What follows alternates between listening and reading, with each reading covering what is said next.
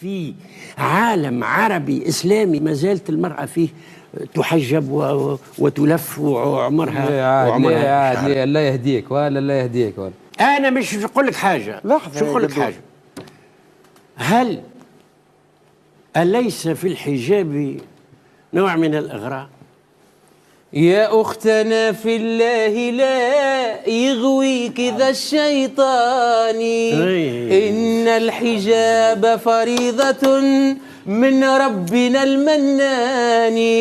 إنا سمعنا أختنا قولا عجاب، قالوا كلاما لا يسر عن الحجاب، قالوا ظلاما حالكا بين الثياب، قالوا خياما علقت فوق الرقاب،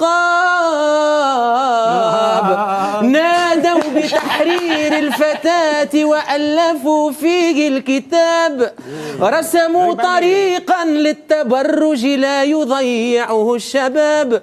يا أختنا هذا عواء الحاقدين من الذئاب، النار مثوى الظالمين لهم عقاب، والله يكشف ظلمهم يوم الحساب، والجنة المأوى ويا حسن المآب.